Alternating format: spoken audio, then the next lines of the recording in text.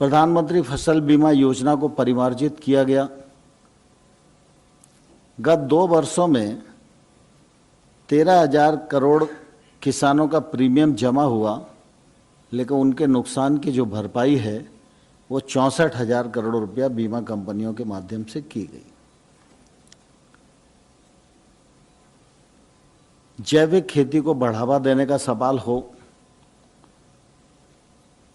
या खेती को टेक्नोलॉजी से जोड़ने का सवाल हो, सूक्ष्म सिंचाई का सवाल हो, इन सब के लिए लगातार योजनाएं बनाई गई, उसमें फंडिंग बढ़ाई गई। टेक्नोलॉजी की जो मदद दी जानी चाहिए उसको देने का प्रयास किया जा रहा है और इन सब का लक्ष्य है कि 2022 तक किसान की आमदनी दोगुनी होना चाहिए, किसान को सामाजिक सुरक्षा मिले। इसके लिए किसान मानधन योजना लागू की गई। अभी केसीसी योजना के अंतर्गत किसान क्रेडिट कार्ड लगभग 6.5 करोड़ लोगों पर हैं। 2.5-3 करोड़ की संख्या अभी ऐसी है जिनको किसान क्रेडिट कार्ड दिया जाना है। उसके लिए अभियान चलाकर जल्दी ही इस लक्ष्य को भी पूरा किया जाएगा और यह लक्ष्य पूरा होगा तो लगभग 2 लाख करोड़ रुपया किसानों के हाथ में पहुंचेगा। अभी केसीसी के माध्यम से 4 लाख करोड़ रुपया ऋण किसानों के पास है। पिछले दिनों आपको ध्यान होएगा कि हम लोग अभी पिछले दिन जब प्रेस कॉन्फ्रेंस की थी तो 31 मार्च की जगह ब्याज सब्सिडी की डेट को 31 अगस्त किया गया। इसका भी फायदा किसानों को मिलने वाला है। एफपीओ बने, कंपनी एक्ट में बने, कोऑपरेटिव एक्ट में बने, लेकिन समूह खेती शुरू हो जिससे किसान की क्रय करने की भी क्षमता बढ़े, उत्पादन करने की क्षमता भी बढ़े, लागत भी उसकी कम आए और वो अपने खेत में उत्पादकता बढ़ाने में भी सफल हो सके और सामूहिक रूप से वो अपने उत्पाद का विपणन कर सके। इसके लिए 10,000 नए एफपीओ बनाने का कार्यक्रम प्रारंभ किया है। इस पर लगभग 6,866 करोड़ रुपए का खर्च आएगा। यह भी एक तौर से सरकार की तरफ से खेती के क्षेत्र में एक बड़ा निवेश है। गत वर्ष फर्टिलाइजर सब्सिडी के रूप में 80,000 करोड़ रुपए का निवेश किया गया है।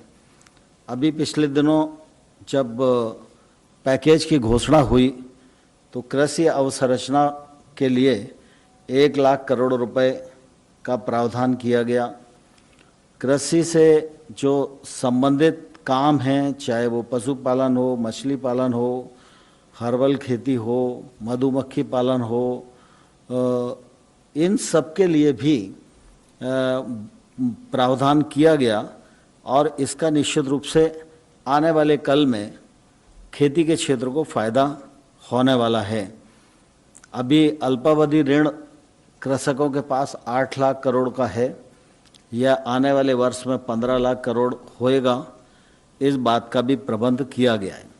नाबार्ड कृषि के क्षेत्र में 90,000 करोड़ रुपया प्रतिवर्ष निवेश करता था, लेकिन कोविड संकट को देखते हुए इस बार वह 30,000 करोड़ अतिरिक्त खर्च करेगा, यह भी सरकार ने सुनिश्चित किया। इससे निश्चित रूप से किसानों को एक तो अपने उत्पादन को कहाँ बेचना, किसे बेचना, किस दाम पर बेचना, इसकी स्वतंत्रता और आज़ादी मिलेगी और दूसरी तरफ आमतौर पर मंडी में जितने लाइसेंसी व्यापारी होते हैं, एक मंडी में ज़्यादा से ज़्यादा 25-30 लाइसेंसी होते हैं। जब ये खुलाव आ जाएगा तो इसमें कीमतों की प्रतिस्पर्धा में 30 की जगह 300 लोग आएंगे और जितनी प्रतिस्पर्धा बढ़ेगी वह निश्चित रूप से किसान के लिए फायदेमंद होगी। इससे किसानों को कृषि उत्पाद के विक्रय में स्वतंत्रता मिलेगी, लाइसेंस राज्य से किसान मुक्त हो जाएंगे, इलेक्ट्रॉनिक व्यापार के लिए सुविधाजनक ढांचा मिलेगा, विपणन में जो लागत आती है, किसान को ट्रांसपोर्टेशन इधर से उधर करना पड़ता है, उसकी लागत कम होगी तो उसकी आय में वृद्धि होगी। किसान अपना उत्पाद मंडी में ले जाने की बाध्यता से मुक्त हो सकेगा, सप्लाई चेन मजबूत होगी, कृषि के क्षेत्र में निवेश बढ़ेगा।